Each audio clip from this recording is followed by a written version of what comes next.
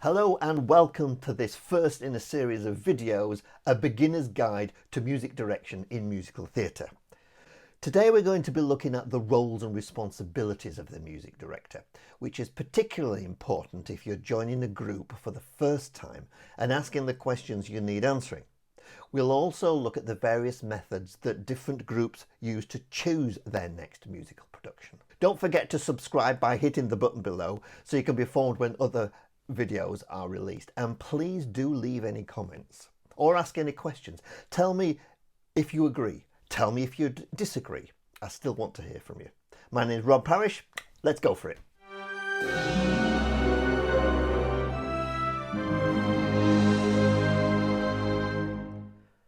The music director is mainly recognised as the person with a white stick waving his or her arms around, seemingly giving some kind of signal to those on stage or around them. If only it was that simple. As a music director, you have the responsibility not only to the performers but the writers. You need to be prepared, punctual and reliable. Furthermore, you should be seen as someone to trust and, of course, musically sound. It is good practice to take some time to study and understand other artistic disciplines. Watch how directors work with their actors. Note how actors respond. Sit in dance rehearsals. And take note of how choreographers work with their dancers. All this will give you a much better insight into the world of musical theatre and a theatrical all-rounder, and help you become a trusted member of the production team. So then, the roles and responsibilities of the music director. I think it's important to point out firstly that in amateur theatre the role can be very different with each society or group that you may join. Of course, if you've grown up with a group and you've been with a group for some time, then you know how they work. But if you're new, of course you don't, and there are certain questions that need answering. For instance, are you going to be required for 6 months or 6 weeks? But more about that later. As a senior member of the production team, it's very important that you know how the group works. So to kick off then, what is the MD responsible for? Well, it goes without saying that he or she is responsible for all the music in the production, and of course, how it will sound. Many years ago, a music director said to me that it's okay for the director. They have complete control over how the production will look regarding lighting, costumes, scenery. But as far as the music is concerned, it's already there in the book for us to follow. Wrong. You have complete control over how the music sounds. Control over the phrasing, the rals, the rits, the pauses, the dynamics, the tempo. Why should the tempo of a number be the same as the latest Broadway or West End recording? Doesn't need to be. Teaching the music. Whether that's teaching on a one-to-one level with your principal actors or taking music rehearsals with the company, you need to be a confident music leader that has thorough, and I mean thorough, knowledge of the score. Booking the band or orchestra is usually your responsibility as well. There used to be a time when what was known as a fixer would be employed. Still employed now in professional theatre. But fixers, if they're still around, would be someone who would have the contacts with all musicians that you're likely to need for a musical production. You could provide a list of the instrumentation and they would book all the necessary musicians. Obviously, they would take a fee, but more and more nowadays, it's left to the music director. So, if there's no fixer, no one else in the group is going to do it. It will be your responsibility. And of course, it will be running the show, the performances themselves. It's sometimes said that the director from the first night onwards is likely to be in the bar, but the music director is running the show. They're dealing with things that sometimes go wrong. We'll look at some matters later on in the course. Let's talk in a little more detail now on knowing what is expected of you. As previously mentioned, there may be established protocols within different groups, but if you're joining a new group, you need to establish some things like, are you required at all rehearsals? Now that might sound a silly question, but with groups that meet perhaps 2 or 3 times a week, maybe one rehearsal is for choreography, another rehearsal maybe for dialogue, and only one night a week, perhaps for 6 weeks, maybe music rehearsals. It may be the case that the group has, say, a 6-week music rehearsal period before the director starts, and maybe from that point onwards you might only be required once a week or once a fortnight. Do you have an accompanist? If you do, and are they at all rehearsals, you don't know how lucky you are. Experienced rehearsal accompanists are worth their weight in gold. It's really worth dedicating some time before rehearsal to spend some time with your accompanist, explain tempos, explain how you're likely to beat certain sections, explain any cuts, ensuring that both of you are as prepared as possible so that when explaining to the company that you're going to do number 6 from bar 33, you both know exactly where that point is. Working as a well-organised and prepared team will assist the learning of your company no end. Do you have a chorus master? Now, that might sound incredibly elitist, but some companies do have individuals that will work with the company in teaching the music, and the music director may be called in towards the end of the rehearsal period. I've worked with such companies, and it's been my responsibility to arrange the band and the orchestra, bring the company together, put the production into the venue, and run the production for the week.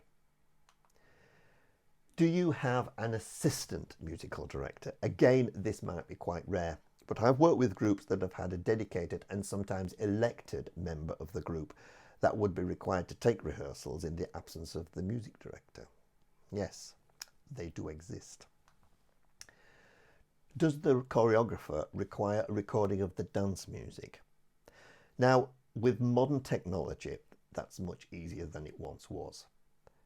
Perhaps the group itself may not require the service as a music director for the entire rehearsal period, and all production music is to be pre-recorded. If that's the case, one word of caution.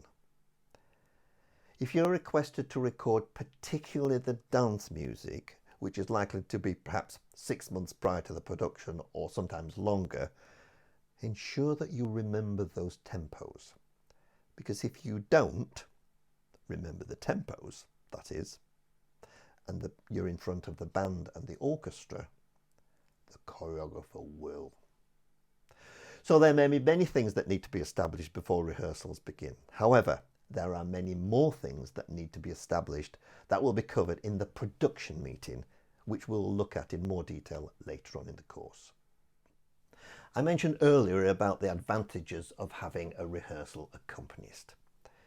That may not always be the case, and I've been asked on many occasions as to whether I feel it is vital for a music director to be able to play the piano. Being able to play the piano will make your life easier in as far as helping you study the harmonies, vocal parts, orchestrations, etc. But I do know music directors that don't play piano and are still excellent teachers. However, many more modern musicals these days are being conducted and led from the keyboard. So it could be said that it is becoming more essential to have piano skills. So let's move on now and look at a handful of methods that groups may use to select their musical productions. I once worked with a company that actually had a committee elected purely to choose their next production. The committee was made up of experienced and, dare I say it, some less experienced musical theatre so-called experts. Sometimes it's left to the membership to put forward a choice of the production, which is then shortlisted and decided by the committee. Sometimes it's the management committee themselves. And sometimes, if you're lucky, it's the production team themselves. More often than not, your services are likely to be required once the production itself has been decided. So what criteria are used in production selection? Chorus involvement is usually at the top of any such list. A group that's perhaps only 12 or 15 strong would not choose a production requiring a large chorus. Similarly, a 30, 40 or 50 strong chorus would not choose productions like Sound of Music or Grease. Is it box office? Is a question that's asked a lot these days. There are hundreds of excellent musical theatre productions on release, many of which are hardly ever performed or known. Usually because there hasn't been a Hollywood film made of them, or because it wasn't written by Rodgers and Hammerstein or Andrew Lloyd Webber. A lot of emphasis then is placed on whether a production is well known by the general public. Some companies that produce 2 or 3 productions a year will usually ensure that one of them falls into this category of box office to enable them then to afford to produce lesser known musical works later in the season. Technical requirements are a further consideration to be considered when choosing a production. For instance, Singing in the Rain, if the venue isn't able to accommodate the equipment required to produce rain, you might need to rethink your choice of production. Similarly, if your venue can't accommodate the flying requirements of the Witches of Eastwick, perhaps you may wish to reconsider choosing that production. Can the production under consideration be cast from the group's current membership? Many groups still choose productions to fit their current membership. I personally think this is a big mistake. If you only choose productions to fit your current membership, your productions will never change. Productions requiring dancers may attract dancers. Productions requiring younger people may attract younger people. If it can't be cast, then how should it be cast? Having said that, many groups nowadays advertise their productions in the hope that it will attract those interested in the production and the age group and skills required. One final thought on this. I would strongly advise you as a music director only ever to take part in a production if you like that production. If not, it will show. This comes from bitter experience. Many years ago, I was music director of a production that particular company had produced some years previously. The director, choreographer and myself as music director were not allowed to cast the main lead and was overruled by the chairperson.